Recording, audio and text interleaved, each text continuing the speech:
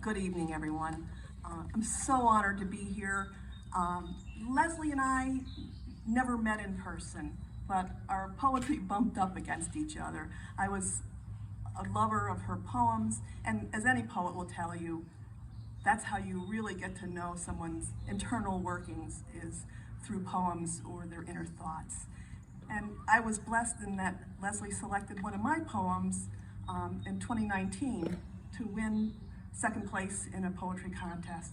And her analysis of it was so beautiful. She said it was a poem about my father not really fitting in with what I call the disappointment of daughters. And she said that the poem was colored by rare compassion for a man among women. And that was just captured it beautifully. She wrote about women and those whose mental lives are different than ours, perhaps, or all of ours. And in that way, I found a real place with her poems, and a real, as Joan said, she was my soul sister. And Grace Cavalieri once said of her, she was an oral historian of the alienated. And that was just a wonderful way of describing so many of the beautiful poems that Leslie wrote, and which inspired me to write as well. I'd like to first start with the poem that I wrote, which was recently awarded, such an honor, the Leslie McGrath Prize for Poetry. It's called From the Room of an Unknown Girl. Oh, glasses, sorry. We were told to take anything we wanted from the chattel left behind by a disappeared family who had rented my aunt's farmhouse. They left in a hurry, unable to pay the month's due, unwilling to beg my hard-nosed aunt for more time. The man had killed a son who stepped in to fetch a can blasted by buckshot during a drunken round of target shooting. The wife had no teeth and stank.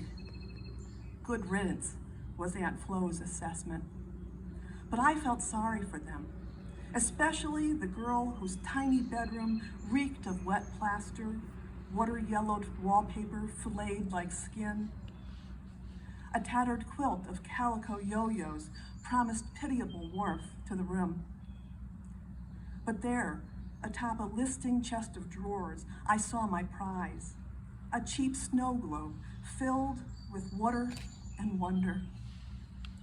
Inside, two skaters, a top-headed man in long button coat and a woman clad in fur-trimmed finery, coat, bonnet, muff.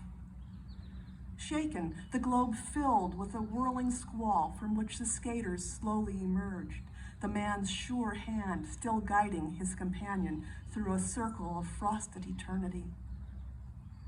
Raised in a house of clamor and clout, I longed to glide in that world of gentle hands and hushed lips, to meet the absent girl there in silence, away from the fury that shook both of our worlds.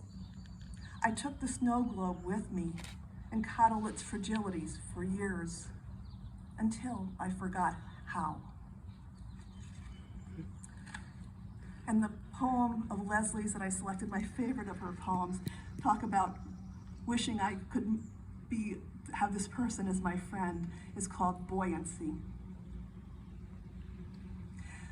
When I'm low and brooding over insults like the sleepless count sheep, I think of you, my friend, whose libido has never rubbed against me and never will when we greet each other, whose tongue will never oyster its way past my lips.